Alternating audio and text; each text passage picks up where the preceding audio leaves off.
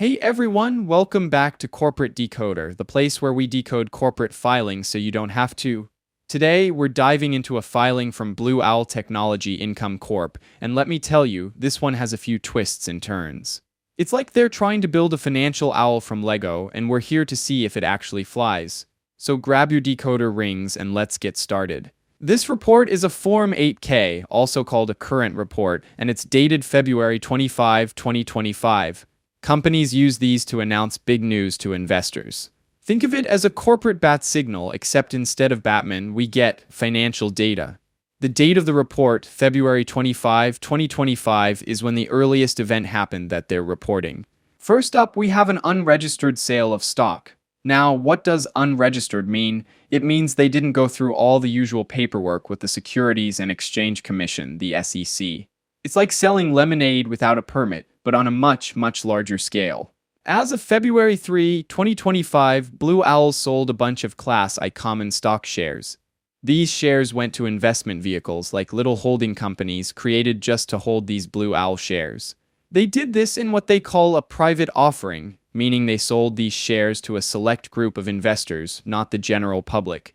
They believe they were allowed to do this without registering because of some exceptions in the law. How many shares are we talking about? About 4.7 million shares of Class I common stock, which brought in around $49.3 million. Now, why do companies do this? Sometimes it's a quick way to raise money without the hassle of a full public offering. However, it also means less transparency since they don't have to share as much information as they would in a registered offering. Next up, distributions. Basically, the company is announcing dividends, which is like a thank you payment to shareholders. It's like getting a little slice of the company's profits. On February 18, 2025, the board declared monthly distributions, basically dividends, payable by the end of March, April, and May of 2025. So shareholders are getting paid. But not all shareholders get the same amount. There are different classes of shares, Class S, Class D, and Class I, and each class gets a slightly different payout because of something called a shareholder servicing fee. It's like some shares have to pay for extra perks or services.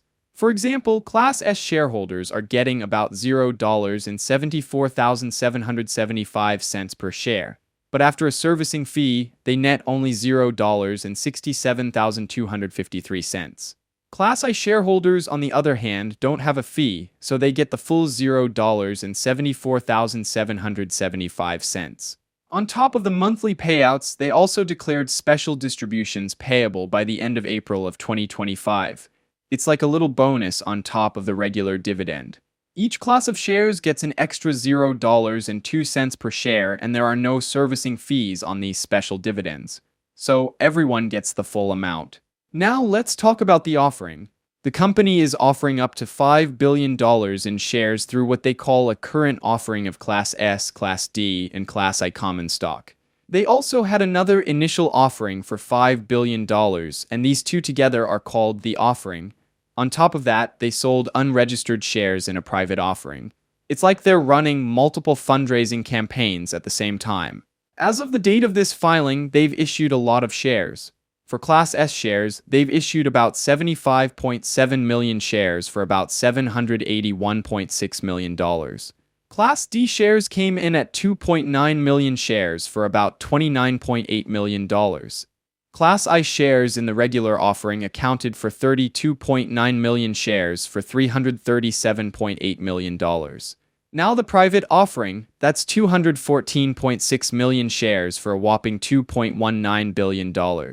In total, through all these offerings, they've issued around 326.2 million shares for a total consideration of about $3.34 billion. That's a lot of money changing hands.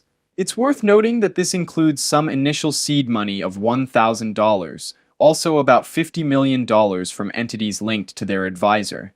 So they put their own money in the game too. Here's some recent news.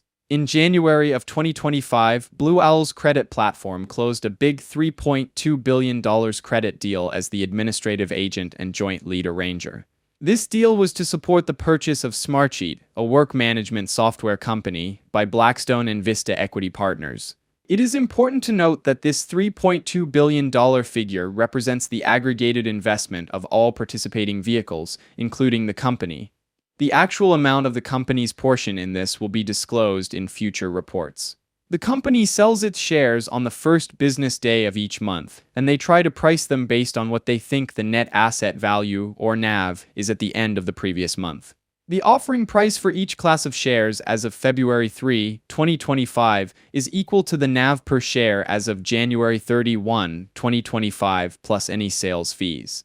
As of January 31, 2025, the net asset value per share for all three classes S, D, and I was $10.43. So that's the base price before any fees.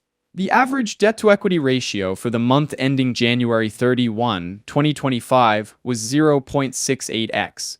This basically tells you how much debt they have compared to how much equity their company value.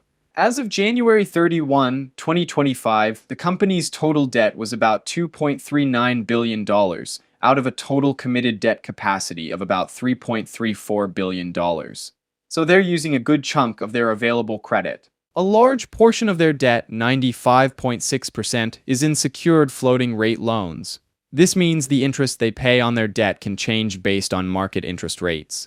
If interest rates go up, their debt payments go up and vice versa. As of January 31, 2025, they had investments in 159 companies with a total par value, or face value, of $5.1 billion.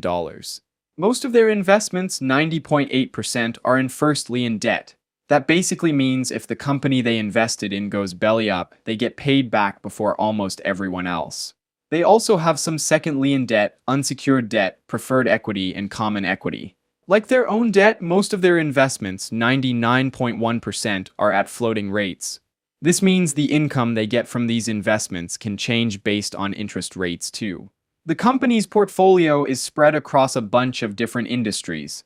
The biggest chunk is in system software at 15.6% of their portfolio. Other big sectors include application software, healthcare technology, and insurance. In total, we're talking about $5.07 billion across all these industries. Now the company's financial health depends on the performance of these sectors. Now let's step back and look at the bigger picture. Blue Owl Technology Income Corp is in the business of lending to technology companies. They're basically a bank for the tech world, but with some added layers of complexity through their different share classes, private offerings, and floating rate investments. So what are the upsides? Well, the tech sector can be lucrative, and having most of their investments in first lien debt means they're somewhat protected if things go south. Also, the dividends are nice for investors, at least for now. But there are risks. A lot of their debt and investments are tied to floating interest rates, meaning if interest rates rise, they could be in trouble. Also, the tech sector is volatile. If the economy tanks, those tech companies might not be able to pay back their loans. And the multiple share classes and private offerings add complexity, which can make it harder for regular investors to understand what's really going on. Overall, Blue Owl seems to be playing a high-stakes game. They're betting on the tech sector, but they're also exposed to interest rate risk and economic uncertainty. Whether they can successfully navigate these challenges remains to be seen. Thanks for watching Corporate Decoder. If you found this breakdown helpful, please like, comment, and subscribe for more corporate deep dives. See you next time.